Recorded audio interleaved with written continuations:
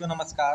पुनः हम हाजिर हैं आपके बीच में लेके एक नई वीडियो, जिसमें आज हम चर्चा करेंगे आपके बहुत ही एक महत्वपूर्ण टॉपिक के बारे में, जिससे आप देखेंगे कि राजस्थान में जो होने वाले शिक्षक पात्रता परीक्षा रीट 2022 उसमें आपका लेवल प्रथम यानी 1 से 5वीं तक के लिए जो पर्यावरण के अंतर्गत आप उसका सिलेबस उठा के देखेंगे तो वन्य जीव अभ्यारण्य करके एक पाठ है जो आप के लिए बहुत महत्वपूर्ण है। उसमें से एक प्रश्न आप जरूर देखेंगे कि आ जाता है या पूछेगा। तो आइए सबसे पहले हम देखते हैं कुछ प्रमुख वन्य जीव अभ्यारण्य जो राजस्थान से जुड़े हैं, जो आपके परीक्षाओं की दृष्टि से बहुत उपयोगी साबित होंगे। तो आइए सबसे शुरुआत करते हैं और जानते हैं कौन कौन से महत्वपूर्ण है जो पेपर में पूछे जा सकते हैं। तो आइए सबसे पहले देखते हैं। तो सबसे पहले वन्य जीव अभ्यारण्य के बारे में थोड़ा सा जानेंगे। राज्य सरकार द्वारा संरक्षित क्षेत्र जहाँ मानव गतिविधियों की अनुमति दी जा सकती है उसे वन्य जीव अभ्यारण्य कहते हैं। अर्थात कहने का मतलब ये है, राज्य सरकार द्वारा तो संरक्षित रहता ही है, लेकिन मानव गतिविधियों के लिए, थोड़े से गतिविधियों के लिए वहाँ पे छूट दी जाती है, उसे आप वन्य जीव अभ्यारण्य कहा जाता है। वही आप देखेंगे वर्ष 1990 में इसे राष्ट्रीय उद्यान का स्तर दे दिया गया, यानी 1990 में इसे राष्ट्रीय उद्यान का स्तर दे दिया गया। अब आगे हम बात करेंगे बारी बारी से करके राजस्थान के प्रमुख अभ्यारण्य जो परीक्षाओं की दृष्टि से काफ़ी ही महत्वपूर्ण है। तो सबसे पहले हम देखेंगे सरिस्का बाघ अभ्यारण्य जो आपके अलवर ज़िले में स्थित है। तो आप जानेंगे सरिस्का के बारे में सर्वप्रथम। तो आपका इस अभ्यारण्य का देखेंगे विधिवत दर्जा, इस अभ्यारण्य का विधिवत दर्जा मिला था आपका 1 नवंबर 1955 को, और इसका क्षेत्रफल है, फैला हुआ क्षेत्रफल है आपका 491.99 वर्ग किलोमीटर में यह पूरा फैला हुआ है। उसके बाद आप देखेंगे तो आपका ये जो है 1978 में सरिस्का अभ्यारण्य में बाघ बचाओ परियोजना लागू किया गया था। वही आप देखेंगे यह दुनिया का पहला बाघ अभ्यारण्य कहा जाता है, ये भी आप ध्यान में रखेंगे। वही आगे देखेंगे तो आगे इसे दुनिया का पहला बाघ अभ्यारण्य ये बताइए दिए राष्ट्रीय उद्यान वर्ष इसे 1990 में घोषित किया गया। वो बताए अभी 1990 में इसे राष्ट्रीय अभ्यारण्य घोषित किया गया। राजस्थान में मोर सर्वाधिक घनत्व इसी अभ्यारण्य में पाया जाता है। अर्थात कहने का मतलब है जो जितने भी अभ्यारण्य हैं आपके राजस्थान में, सबसे अधिक मोरों की संख्या आपके इसी अभ्यारण्य में पाया जाता है, ये भी ध्यान में रखेंगे। इसमें आपके प्रमुख जो जानवर हैं जो पाए जाते हैं उनके वो जान लेंगे। इसमें शेर आपके पाए जाते हैं, आपके बघेरा पाए जाते हैं, सांभर पाए जाते हैं, चीतल पाए जाते हैं, नीलगाय पाई जाती है, वही जंगली सुअर, काला खरगोश व लंगूर पाए जाते हैं इसमें, ये आप ध्यान में रखेंगे। वही नेक्स्ट बात करें हम दूसरे अभ्यारण्य की जो महत्वपूर्ण है परीक्षा की दृष्टि से, तो वो है आपका राष्ट्रीय मरु उद्यान जो आपके जैसलमेर ज़िले में स्थित है।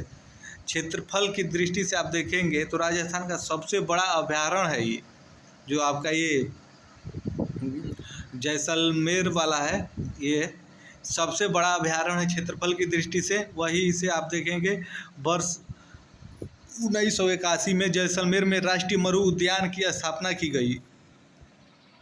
वही देखेंगे यहाँ पर आप देखेंगे इस अभ्यारण्य में 18 करोड़ वर्ष पुराने वृक्षों के अवशेष पाए गए हैं। अर्थात कहने का मतलब जो ये आपका अभ्यारण्य है इसमें 18 करोड़ वर्ष पहले जो पुराने वहाँ पे वृक्ष हुआ करते थे उसके भी अवशेष यहाँ पे मिले हैं। इसका क्षेत्रफल की आप बात करेंगे तो इसका क्षेत्रफल है आपका 3162.50 वर्ग किलोमीटर। इसमें आपके प्रमुख जीवों में देखेंगे तो चिकारा पाए जाते हैं, नौसिंघा पाया जाता है, वही काला हिरण भी पाया जाता है और गोडावन भी इसमें पाए जाते हैं। वही देखेंगे यहाँ पर रेगिस्तानी सांप पिवड़ा भी पाया जाता है, जो आपका वहाँ पर रेगिस्तानी सांप होता है पिवड़ा, वो भी इस अभ्यारण्य में पाया जाता है।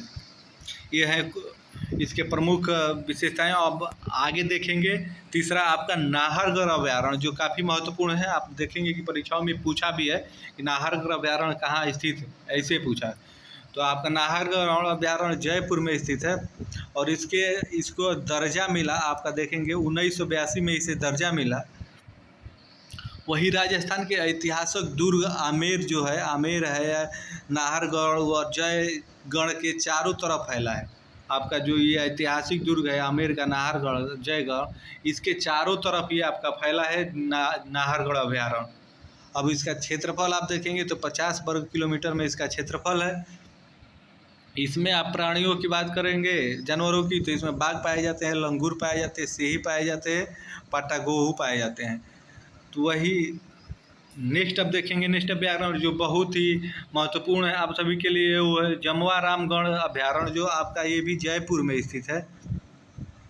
तो इसके बारे में जानेंगे।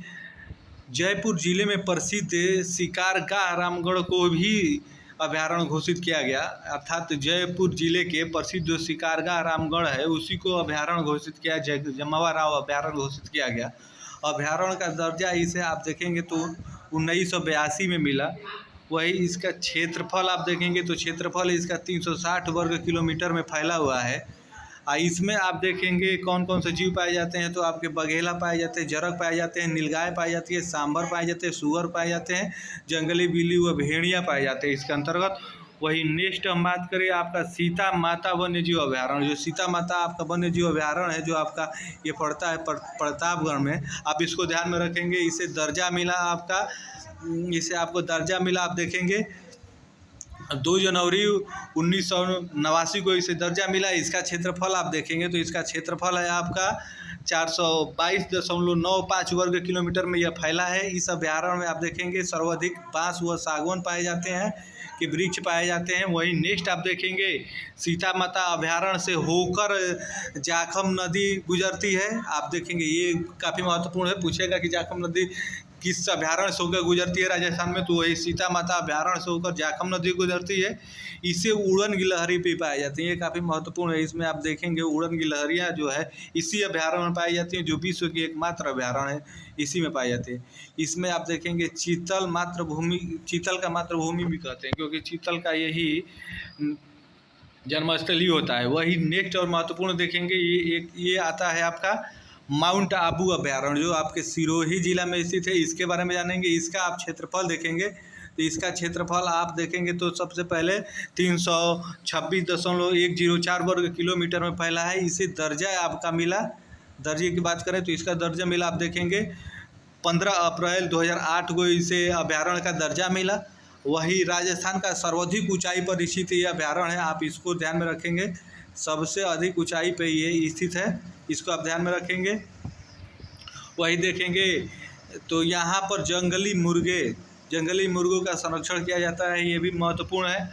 और इसमें आप देखेंगे कौन कौन से भी पाए जाते हैं, तो यहाँ पर डिकिल पटेला आबू एसएस नामक पौधा आपको पाया जाता है।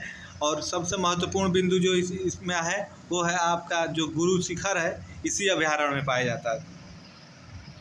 वही नेक्स्ट बात करें आपके रामगढ़ विषधारी अभ्यारण्य, जो आपके बूंदी में स्थित है, बूंदी जिले के अंतर्गत आता है। यह राजस्थान का चौथा टाइगर रिजर्व बनेगा। इसकी घोषणा आपको देखेंगे तो 2020 में इसकी घोषणा की गई थी और 2021 में ये बन के तैयार है, अर्थात इस समय तैयार है, इस समय बन चुका है वो। तो इसका क्षेत्रफल आप देखेंगे तो इसका क्षेत्रफल आपका 307 वर्ग किलोमीटर है। वही इसके अन्य जानवर जो जीव इसमें पाए जाते हैं उनके बारे में हम आपको बताएं तो देखेंगे कि इसमें आपके जीवों की जरग पाए जाते हैं, गीदड़ पाए जाते हैं, नीलगाय पाए जाते हैं, चीतल पाए जाते हैं, चिकारा पाए जाते हैं, इसमें जंगली बिल्ली, भेड़िया, लुमड़ी, हाथी पाए जाते हैं। ये महत्वपूर्ण है आपके लिए, इसमें देखेंगे। वही आगे देखेंगे जयसमंद अभ्यारण्य, जो आपका उदयपुर में है, ये भी काफ़ी महत्वपूर्ण है। इसे आप देखेंगे दर्जा 1 नवंबर 1955 में मिला अभ्यारण्य का।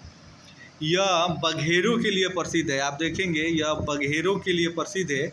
यह अभ्यारण्य उदयपुर से, आप ये काफ़ी महत्वपूर्ण है, उदयपुर से 50 किलोमीटर दूर